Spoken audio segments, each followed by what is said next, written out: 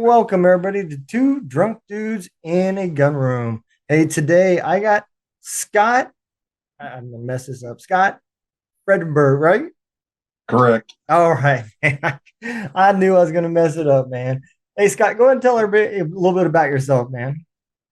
Okay, so my name's Scott Fredenberg, president of Ruck Up for Warriors, nonprofit organization in Lincoln, Nebraska. Um, Retired military veteran, did 24 years altogether, military police corps, four deployments during my time I served. Grew up a military family. My dad served in Vietnam. My older brother, he was 82nd Airborne in the Army. Younger brother, he did 5 years as a military police officer as well.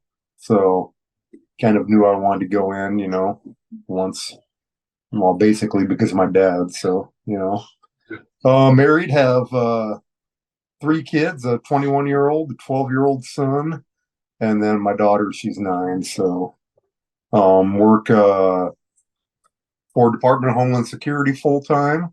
And then I started doing this back in July of 2022 Okay. for the nonprofit organization. Okay. So I'm assuming the military, you said it was because your dad, you kind of carried on the family tradition. That's what drove you into the military? Correct. Yeah. Um, Growing up, I always wanted to, like, before I got out of high school, I wanted to be in the Marine Corps. But he didn't see some good stuff in Vietnam, and when I was going to talk to recruiters and all that, he never told us that. But my mom said after he passed away when he was 61, and my mom basically said that his whole plan was to make sure we didn't go into the Marine Corps and we went in the Army based off some of the stuff he's seen. Okay. So, I, I I get that. It is kind of funny. A lot of the fathers, a lot of people you would think they would kind of push them into the same branch they went, but I think that is kind of common. A lot of the fathers they know what's better after going through it, and they want to kind of push their kids into areas that they think is a better fit. And mhm. I've seen that a lot. Even everybody asks me for advice, even though I give them shit. I push people towards the Coast Guard or towards the Air Force. Just because of the technology. We're a Right. more technical world nowadays, and the training that you're going to get is going to be more suited when you get out to the civilian counterparts than what you are in the Army. So Yep. yeah, it makes sense, man. So what made you decide to be an MP? Okay, so that's a funny story. When I joined the Army, I actually joined in 1990, right after high school, and I went in to I wanted to go airborne like my older brother did, but my color blindness did not allow me to do the airborne thing as far as that goes. So kind of bummed out. So then I didn't really know what to do. I had already signed up to pre-entry, and then I went to. I said, "Screw it! I guess I'll do crane operator." That sounds great. So I was actually on active duty from 1990 through 1993. Did 1 year in Camp Humphreys, Korea. Then I did 2 years at Fort Knox, Kentucky. And during those 3 years as a crane operator, um, we had probably every single one of our cranes was deadline for that entire time I was there. So during my time over in Korea, I was a commander's driver. And during my time when I was over at Fort Knox, Kentucky, I worked in the tool room quite a bit, and we PMCS cranes that were never going to work. Yeah. So I got a little tired of that. Then my initial contract was a 3 years active and 3 years reserves back then for my 6 years. Mhm. Um, so I knew I was going straight into the reserves, and then I went to MP school. So I was like, I got to do something where there's actual real jobs as far as that goes, and might as well. I've kind of always, thought about maybe doing law enforcement after I got out of the military. Um, that's where that took off at. Okay. So how long? were you active as a MP then? No, I was active as a crane operator. Okay, and then you went However, reserves as a MP. reserves as an MP, and then that's where the four deployments came from. Okay, so how was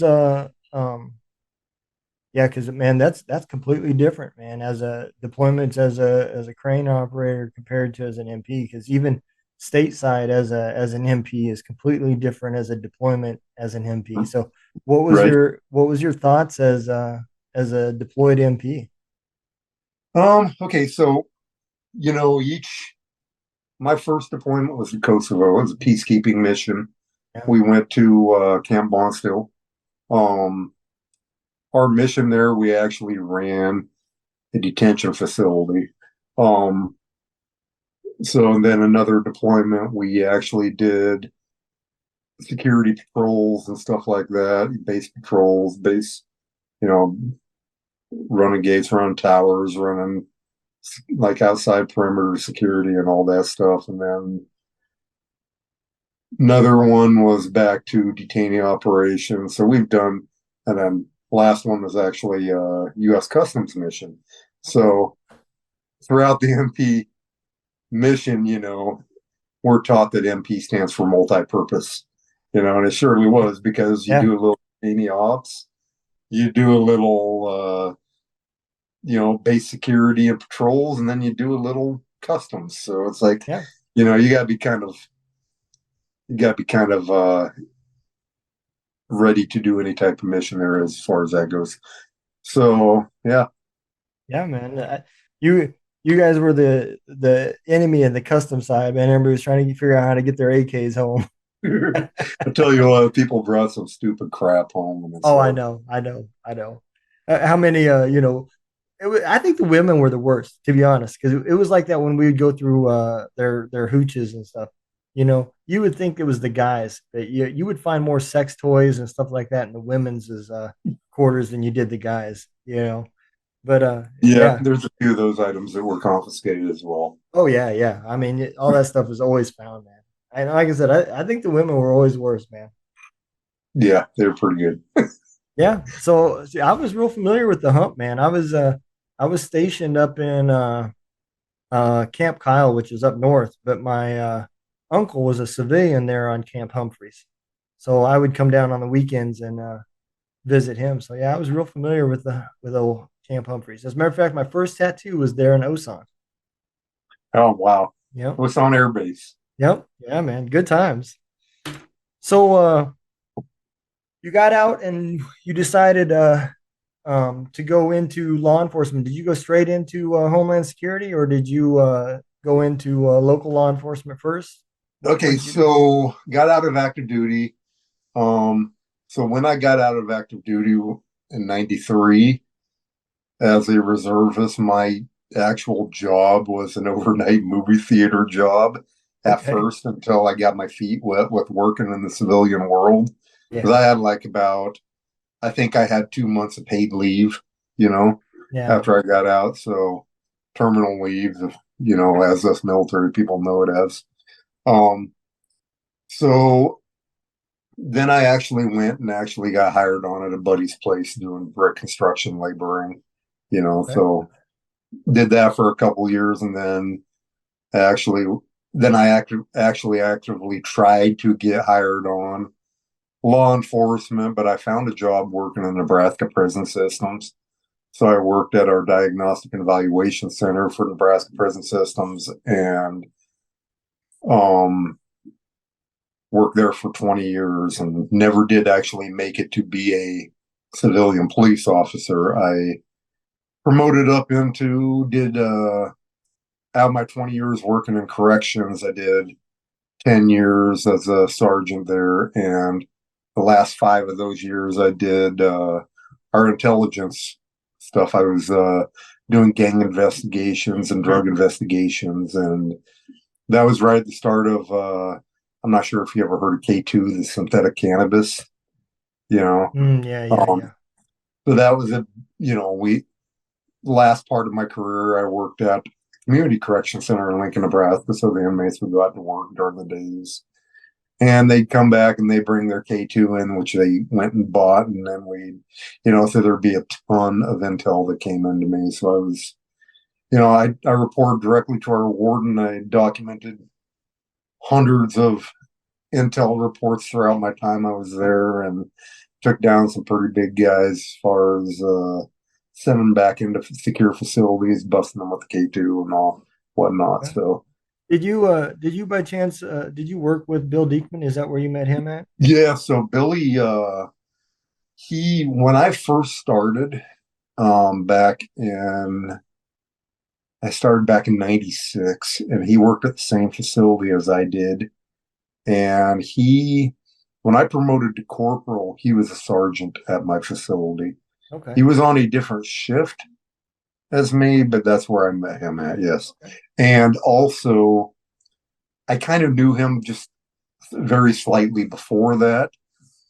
We both went to Lincoln East High School here in Lincoln. And I Okay. think, didn't you say you were a Northeast grad? Yep. Yep. Me and my wife both. Okay, so yeah. So we were both Lincoln East. He was class of '87. I was class of 1990. Okay. Yep. I was He, class of '94. yeah. So my younger brother, Corey Fredenberg, we were wrestlers. My older brother was class of '88. I was '90, and my younger brother is '94 at East. So I'm not sure I mean, if you followed wrestling, you may have potentially heard of him. He wasn't great or anything, but just class of '94, you might have heard of him. I don't know. No, I didn't. I was football. That's pretty much all I played. So I didn't really follow anything else. But yeah, um, we sucked at football too. We got beat by everybody. Everybody. I'm not gonna lie, you guys did suck at football. We did, man. Horrible. 4th and 20. We're gonna run it. That was a one game every year we knew we were gonna win. Yeah, yeah. I mean, we would even go to like the like single A teams, and they would drop their varsity teams down to us, and they would even beat the hell out of us, you know. Man, so sheesh, You know, like Waverly and Nebraska City, and I mean, right? even they beat the shit out of us. Yeah, man. So when did the organization come about? Okay, so here's how that all started. Back in 2019, 2000, actually 2020, it would have been March of 2020. One of my battle buddies committed suicide. And last year in March, I was just scrolling along on Facebook, and I was like on a veteran page there. I don't remember even which one it was. And I saw an advertisement for a 48-mile Ruck March challenge, presented by Mission 22. Okay. So I decided, hey, I'm going to give that a shot. It's like do this, and the goal was to do 48 miles over a 1 month period. Um, Try to get as many donations as you can from friends and family members, whatever. So I set my goal at $500 for the month. Um, During that month-long period, I ended up getting 51 miles in, and I raised, I think it was $578. So I beat my goal. Awesome. So I was happy with that, but I will tell you that each and every mile that I was out there marching, I kept asking myself if I can, just off my friends and family, if I can get 570, or how, I didn't know how much it was going to be at the time until actually the end. But, I was like, I kept seeing the donations go up and up a little bit there. And I was like, if I can get just my friends and family members to donate this much, what if I actually did something as far as start start a little further and try to get more people involved, try to get, other people outside just veterans involved, what could I do? Is this money saving one veteran's life? Or how many hours of counseling is this? Like Yeah. all this money that I'm donating, how many hours of counseling is this going to help veterans who are struggling? Yeah. I mean, So I I didn't even think decided, about the paying for counseling and stuff. Yeah, that's awesome, man. yeah. So, anyways, there's a buddy of mine. You may or may not be familiar with him. His name's Jesse Cunningham. He's the vice president of Wheels for Warriors. Yep. Um, so I know that he's super successful as far as what they're doing in their mission. So I just kept trying to bounce ideas off him. He is a very good resource of mine for he has a lot of he has a lot of resources saved up because he's been doing the Wheels for Warriors program for I think about 5 years now, 6 years or so he's been involved in it. So I started using his resources to kind of start setting up my idea and my plan as far as that goes. Okay. Um, so I filed my paperwork back in probably April, I think it was, of 2022 last year. And by July, I think middle of July, later July, is when my 501c3 status became effective. Awesome, man. That's awesome.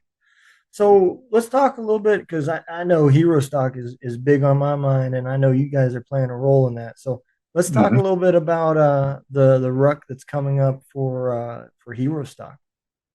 Okay, so Jason Steiner, of course, I met him through Jesse. Um, Jesse, uh, Jesse actually said, "Hey, this guy here is running this." At the time, it was still called Vet Stock, right? Yep. Um, and he was like, "Hey, this guy named Jason Steiner, he runs this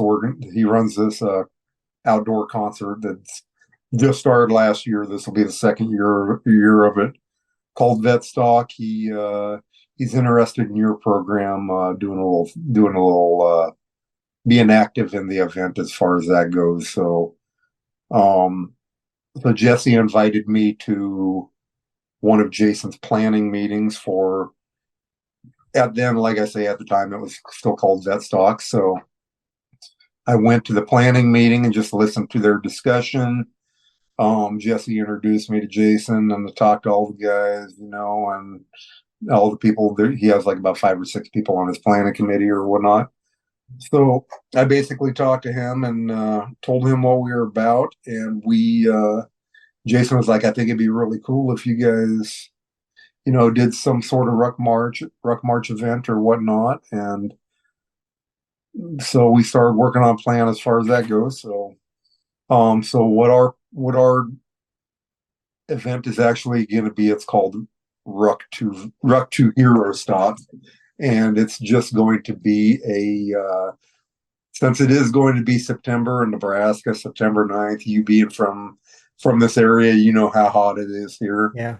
how humid it is here. So we're only gonna go probably about 6 to 7 miles. Our plan actually we're probably going to start at Round the Bend Steakhouse parking area, and Okay. we'll just go out about 3.5, 4 miles or whatever, somewhat like that, and then head on back. And the goal is to finish at the site of Hero Stock. And after we finish, those people that that have to take off, they can go. But I'm myself, and I'm encouraging everyone who joins me. We're going to hang out at Hero Stock and close the night down, have a good time. We're going to have a booth set up there so we can pass on more information about our organization and different organizations, types of organizations we support as far as our fundraising. Just gonna hang out, have a great time, man. Oh, awesome, man. Yeah. So I'm gonna be there too. I'm gonna be streaming it. So we'll get you guys to come over and I'll get you on the radio and we'll do some more talking and get you guys out there some more, man. Heck yeah, heck yeah. Absolutely. So what's the longest ruck you guys have done? So far, actually, we've only actively done one physical ruck together. Okay. We have done independent stuff. Okay, so let me just backtrack a little bit, and I'll highlight the different events we have done to build up to Okay. this. Um, so our first event last year in September, it was our Ruck It Up for Warriors kickoff event. Okay. So that was at Frontier Harley Davidson, Lincoln, Nebraska, and it was just basically introducing ourselves to the world. Hey, here we are. We're a veteran nonprofit organization. Come on out. We're going to play some cornhole. We're going to have food vendors. We're going to sell some shirts and stuff like that. And we just did we did a small ruck event there as far as that goes. Had teams of two, and their goal was to do. Since I'm not sure if you're familiar where Frontier Harley sits as far as Lincoln is, it's on the north. It's on the basically the west part of O Street, all the way downtown Yeah, I know where west. Westo So is. there really was no good area to ruck march out there. So what we Yeah. did was Frontier Harley Davidson has a pretty decent sized parking lot and around their building. Hmm. So we did 22 laps around there to signify the 22 veterans Oh, on that's average awesome. suicide per day. So they could do it either way they wanted. They could go as a team 22 laps together, or they could do one lap at a time. You do one, or whatever, and it was a Like a time relay. event. So as far as that goes, so that's basically the first thing we did. That's awesome, Um, man. so then within a week later from that, I just brainstormed. I'm the type of person who I get these ideas in my head too. You know, start new events. I start thinking about stuff. So I started thinking back to the Mission 22 event Hmm. where I marched by myself, and I started a event. It's called Rucktoberfest. So basically, Okay. that was going to be kind of set up kind of like what Mission 22 had, and it was going to be the month long for the month of October, independent challenges. It wasn't going to be how people got donations online, but what I had people do was go to their friends and family members and have people sponsor them at $1 per mile. Okay. However many miles you finish during that month, see if anyone could pledge that or whatnot. So we only actually had like about five people participate in that, which was myself. My 75-year-old mother did it. She didn't ruck march, she just walked. Right. But, and That's then still impressive, man. three other people. And just from five people getting sponsors from friends and family, we raised, I think it was $1,600 or Oh, somewhere, that's awesome, something man. like that. So, okay, so then there's that.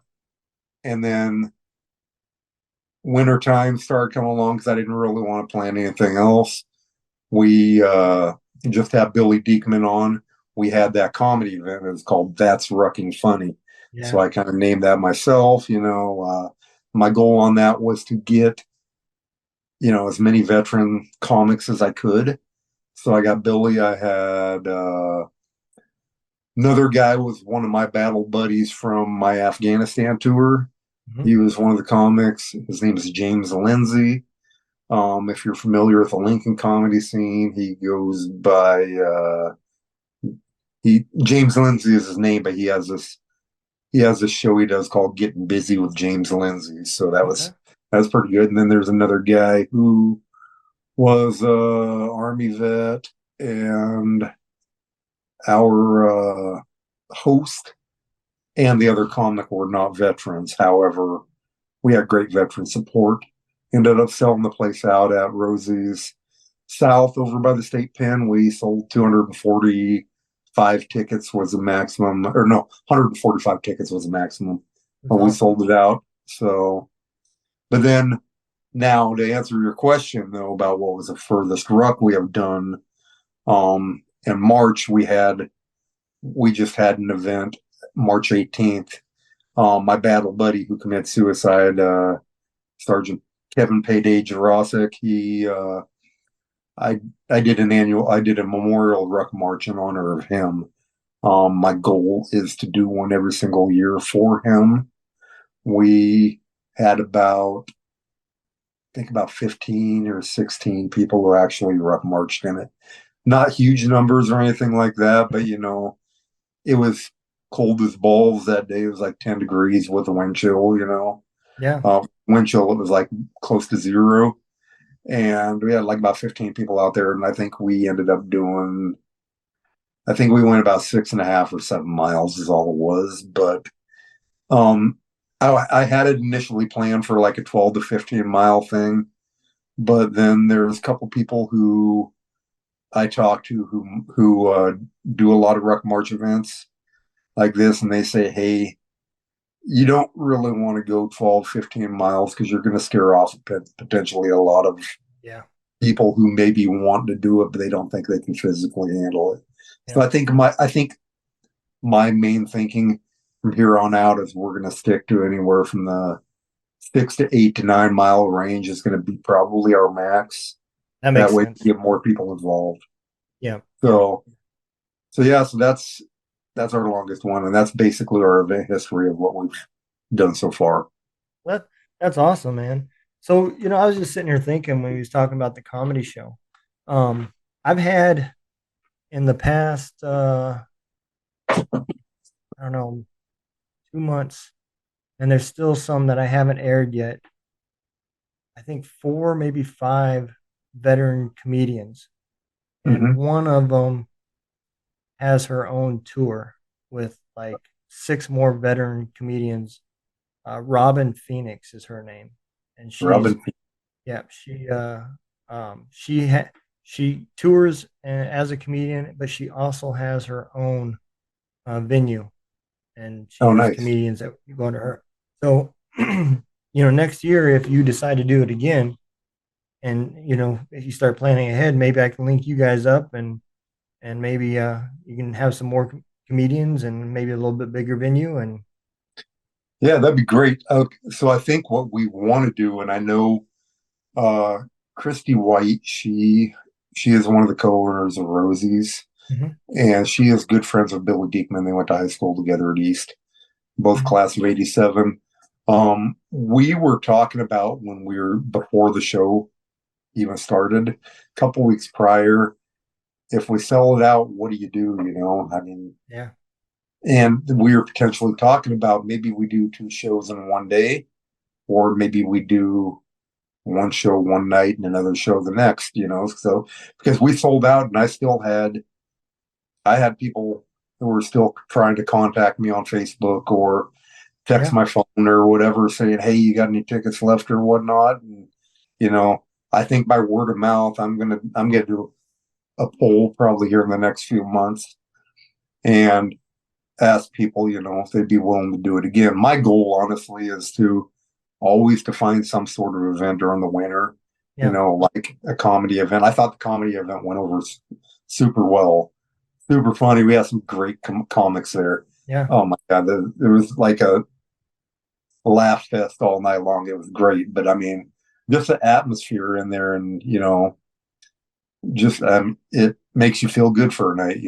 yeah, Makes you forget about some of the reason why you're really there, yeah, you know. absolutely. One of them that I had on the show, man, he was so funny when I interviewed him, and I found out that he was going to be in Des Moines. June 30th. I bought tickets. I'm going to go to Des Moines just to watch the show because There you go. the interview was hilarious. So I decided, my mom is, that's where my kin's from. So we're going to go up there and for the weekend, and my mom can visit her, her family, and we'll go to his show, and then we'll come back, on Sunday night or something. But yeah, man, there's so much talent in the veteran community. Uh, It is crazy, yeah, so write this name down. Terrence right? G. Terrence I'm G. not sure how his last name, I think, is Gawith, I believe. He is a good friend of one of my coworkers who I worked with at Department of Homeland Security. He's the other veteran comic. Okay. I will give you his information later on, Okay. but you need to find out when he's doing some stand-up comedy, and you need to go to one of his shows. Absolutely, man. You're Absolutely. you'll piss your pants, I swear to God, man. You'll the be. He's one another of those ones he doesn't care. He says anything. It's like one of those shows to where he says a joke and you're just like you're laughing so hard on the side and you're looking left to right to see is it okay to laugh? Holy shit, that was funny. Yeah. But it's, There I shared a reel from a guy that was on my show, Brandon Johnston, and he was another one I was thinking. He's a Marine vet, and I don't know if it might maybe it was a TikTok. I don't remember which it was, but it was one of his bits from when he was at some stage. I don't know, and man, it was so fun. I had to share it, dude. It was so funny, dude. Like you said, man, these guys, I don't know where they come up with this stuff, but every time I listen to these veteran comedians, I feel like it's like before PT formation and we're all in a huddle just talking shit, or we're waiting for formation something, hurry up That's and where all the wait. humor comes from. Yeah, man. It brings back memories. So when I started getting comedians on the show, man, I just loved it because it brought back positive memories. Not every interview had to be about tragedy, and Correct. I loved it. A funny thing Billy told me, Diekman, was before we actually did our comedy show, I asked him how he basically got into comedy. And he Yeah, goes, hey, he says, you being a military vet and all that, he goes, you should already know. He goes, veterans, veteran humor. If you've been around for 20 some years, so you know how to be funny. He yeah. said, you could probably come up here and you could kill it. And I'm like, no, I'm not that type of person. I'm You know, not that type of person. he said So, something in the interview with me that he's talking about trying to get his own little venue where where he's um, he's trying to get some shows put together. yeah. So basically, for our show, he was working with some other comedian here in town, and they had some issues. I'm not sure exactly what there were. That's not my business Yeah. or anything like that. And so then all of a sudden, prepping for my show, I kept saying, hey, do you know who I need to contact to get lights? And do you know who I need to contact or where we can get sound system or anything like this?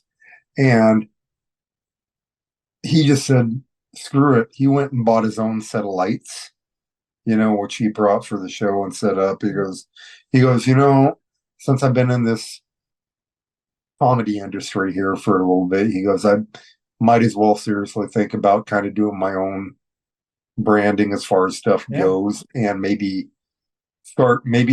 think about producing shows and stuff like that or whatnot. Yeah, he should, Uh, dude. That so interview with him was hilarious too. I had a good time with yeah, with when he that starts one. talking about his dad and Yeah. growing up on the Oklahoma and all that, oh my gosh, he had some good stuff too. He said that the reason he became a Marine was because he thought that was the only person that could kick his dad's ass was a Right? Marine. He's some good shit. He's funny. Yeah, man. He's good people, dude. I'm hoping he'll be at Hero Stock. I'd like to have a beer with him, man. I think he will be there. I think I did see that he was on the list, like just liked it and said he was going to attend. Um, I'm Good, pretty sure he will, knowing him. good, man. Um, I don't think he has. I know he has a daughter who's high school age or something like that, so I don't think he has any. He doesn't have any young kids he has to worry about or anything like that. So I think his schedule should be free. He better be there, Billy. If you're watching this shit, you better be there. Otherwise, I'm going to kick your Indian ass, motherfucker. We're gonna send out a patrol. Yeah, be sure to tag him on this too, so he knows he better show up. Hell yeah, I will. So one of the things I wanted to cover, man, because I know we talked about it, and it was one of your goals that you had mentioned earlier, real early when I first met you. And so I wanted to see if you had still talked about it. You wanted to have a ruck march in every state. Okay, so not necessarily us go physically to every state, but Right, that would right. be a cool idea. But But you my wanted goal, a group of people to be able to do it in every state, as in like somebody from every state do a ruck march.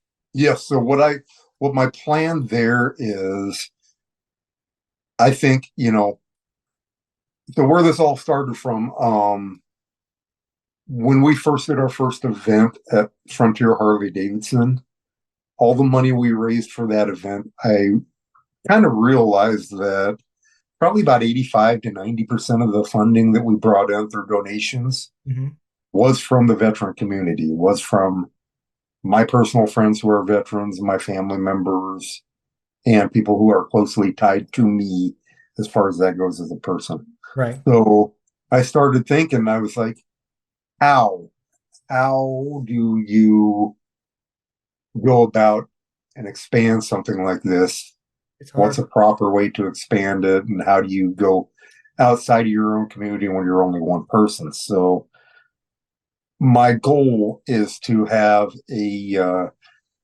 I don't know what you really want to call them, a virtual liaison who, or a virtual outreach officer who lives in every state or at least in every region, every 2 to 3 state region of the United States. Yeah, Have like one a chapter person. or something. Yeah, yeah. So basically my goal would to be to get like, for example, I have 2 people who have volunteered already. Okay. My wife's cousin, he's a Marine Corps vet. He lives in Des Moines. So he volunteered to be my person from there. One of my other battle buddies who used to be I was squad leader of this soldier back during my second Iraq tour. She lives in South Carolina. She volunteered to be my person there. So I have quite a few more states I need to get going on. So what I want to do is like, if we have a ruck march set up or something like that, like for example, when we do our hero stock event, if there's people who can't make it, I want them to be able to advertise to do a ruck march in their area and share our information in their own area, hang flyers, hand out flyers or whatnot, or spread our information there. And what I would like for them to do is to do a virtual ruck march, take pictures, take videos, of their event and send that stuff to me and I'll post it on our site. And hopefully that draws more people to learn about Ruck It Up for Warriors. And as far as that goes, that's going to strengthen our numbers altogether as far as that goes. So there's a lot of work to do there. Um, so if anybody watches this and you're interested, get some names and numbers for me or whatnot. And nothing. That's all I really ask of you. It's obviously, since we're a nonprofit, I can't pay anybody to do this, but for one, you're going to be getting your physical fitness as far as that goes. Two, you're going to be helping strengthen a veteran community where we help support organizations where, veteran, like existing PTSD organizations, some of the things that we are going to support are going to be like, well, we've already made donations to Mission 22, and with them, they do a lot of mental health programming and whatnot. Um, there's another organization out of Bellevue, Omaha area. It's called Javlan, Javlan.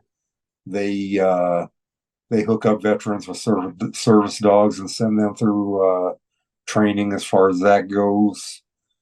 And the last organization um, another organization we're trying to get hooked up with, which hasn't done yet.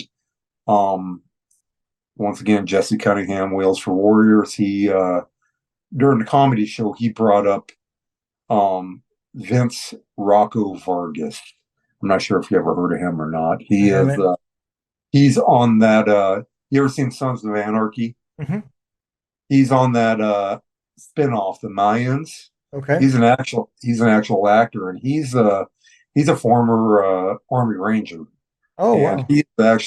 he's got into acting, and he started this new organization called Veteran, basically being a better veteran. Wow. So Okay. they're they are going to do they're going to do men's retreats, and they also like weekend retreats. Their Hmm. first one's coming up in Salt Lake City in March, or not March. I mean, I'm sorry, in September. It's a weekend that Hero Stock is going on. So weekend retreat, and they're going to focus on all sorts of mental health stuff as far as that goes. And their organization also does mentorship programs to where there's this organization they have called Light the Fuse. And so the retreat's like $1,000 for the weekend as far as that goes. And then this Light the Fuse mentorship program, it's $100 per month, and they have that online to where you can sign up. You get speakers, you have like small group counseling, you have one-on-one mentor leader as far as that goes. So what we're going to plan on doing for that is I'm trying to work with their people within their organization to where we pay for veterans to go through the $1,000. Hey, let me get two veterans who are serious and want to go through this weekend retreat, or pay for 6 months worth of mentorship on their Light the Fuse program as far as that goes. So that's our next organization we're kind of looking at. We're still kind of young in communications with them as far as that goes. Yeah. So can't remember after all that rambling what your initial question was there. So I've been trying to figure out how I can help, because I'm shaped like a rucksack, but I can't ruck.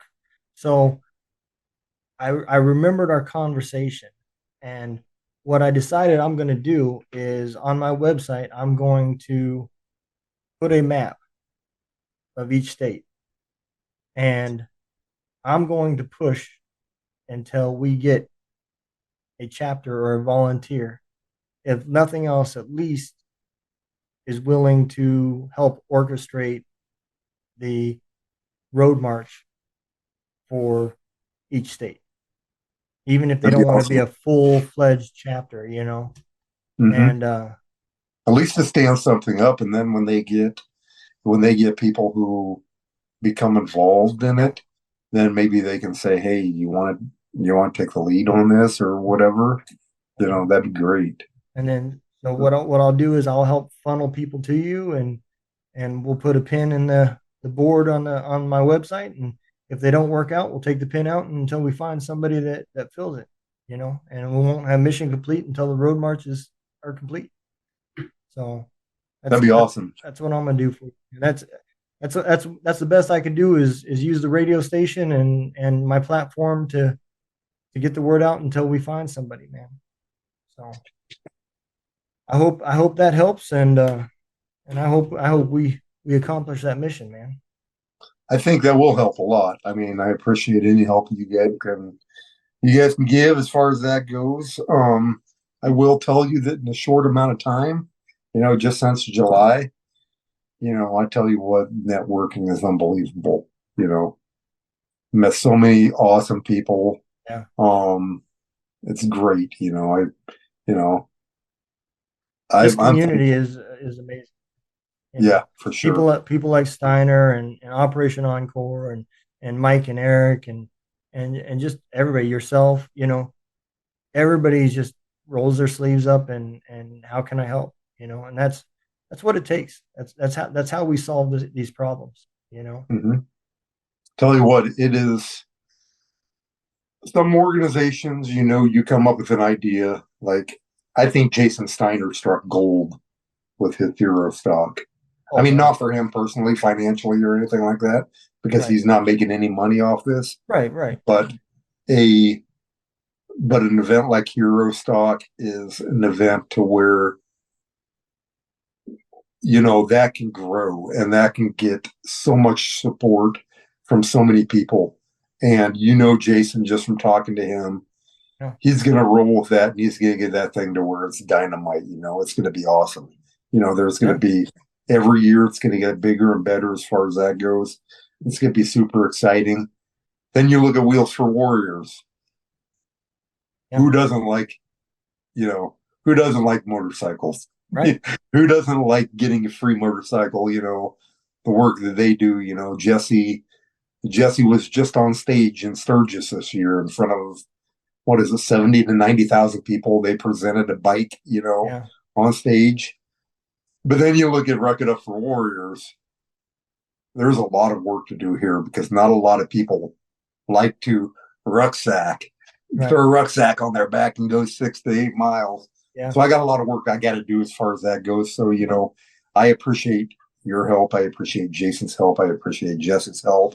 Everybody like that, a lot more, a lot of work goes into this, and sometimes it doesn't move very fast as far as that goes. Yeah. I'll be sitting there on the couch at night, messing around on my phone, working on like different things I want to post on Facebook for the next day or whatever. Yep. And my wife will look over at me and she'll be like, Scott, what are you doing? I was like, I got to get this done. I'm working on this or that, and Yep. I don't do it for me. I do it for everybody Yeah. who's out there struggling. Yeah. That's the same with me. I don't I don't associate myself as not having a life. I'm living my life. And I get up, I go to work, and I spend from the time I get ready to go to bed in front of the screen, either working on the radio station or meeting and talking with awesome veterans, or editing and working on the podcast, in hopes that I've reached somebody, I've helped somebody, I've done something good for that day. And I go to bed with the goal that tomorrow I reach the same goal, you know, Mm-hmm. and that's all I can hope for. And it's I do have another goal in my life, and I want to finish my book that I've started, and that's important to me. With the radio station, it's kind of been neglected, but hopefully here within the next few weeks I can get back on it. But that is big to me because I want my kids to know my story, and Mm-hmm. I think that's the best way for me to tell it without me trying to tell it to them. So, There um, you go. That's yeah, good man. stuff. So, but yeah, I completely get it. And when this me and Jason was talking about this earlier. When people come in, you have to assess first what are their motives. You know, and if they start asking, the questions, what are they getting out of it? You could probably be sure that they're not there for the right motives, anyways. Mm-hmm. You know, so if you give people enough time, they will cancel themselves out of the group. Yeah. Or Yeah. they will shine and they'll become very valuable assets. You know, That's no joke. That's 100%, yeah. 100% accurate. There's no gray area in that. They will become one or the other. Mm-hmm. So how can people reach you, and how can they become part of this mission, man? Okay, so right now, the only thing we have active is just our Facebook link as far as that goes. Ruck it up for warriors. You can email us. I do have email.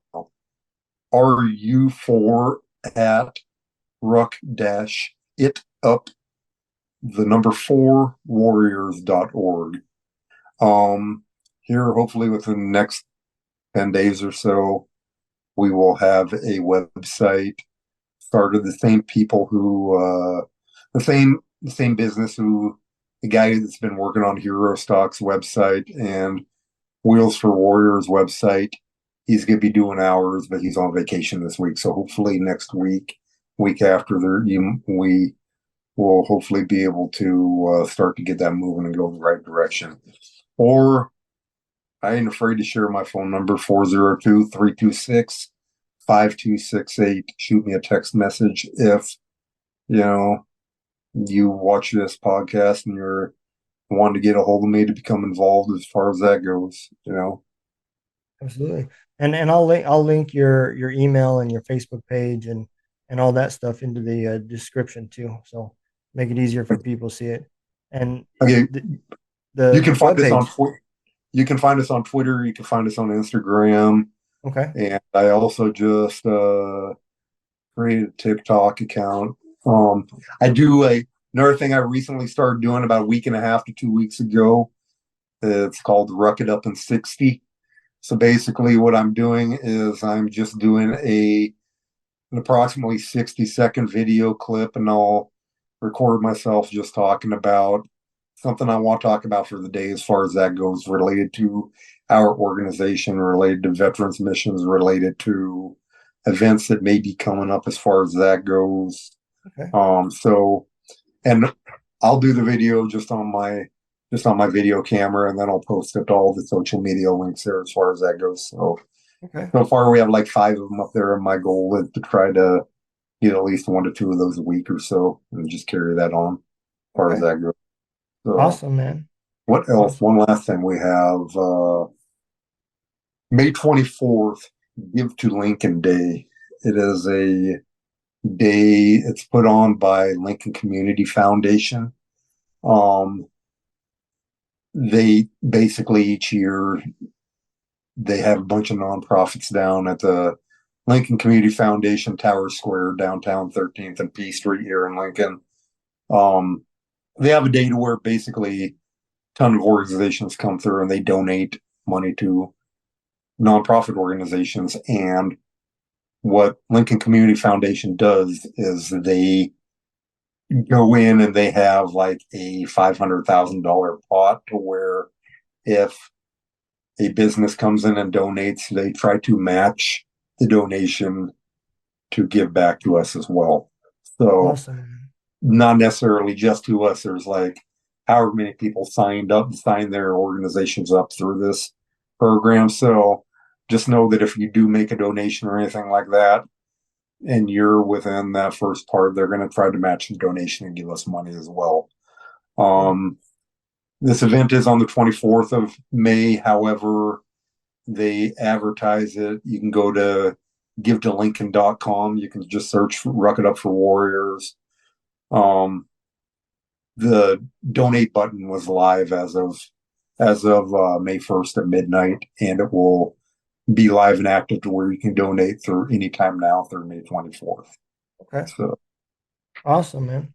And just so you know, I am going to do an advertisement for y'all, and it will be forever on our radio. So once I get it done, I will send it to you, let you approve it, and then it'll run until the radio doesn't run no more, man. So, that's awesome. That's so awesome. uh, well, man, I'm gonna let you go, and I will get everything going for you, and I'll let you know when this airs and get you the links and all that stuff, man. Awesome, man. All right. Donald, I appreciate you, man. Hey, I appreciate you, man. Thanks for coming on. No, thank you for having me. Hey, if you're out there and you, real quick, if you're out there and you do want to be part of any organization, man, we're your people. Hell Come hang yeah, out. I agree. So, all right. Have a good night, man. All right, man. You too. Be safe. All right. Bye. Bye.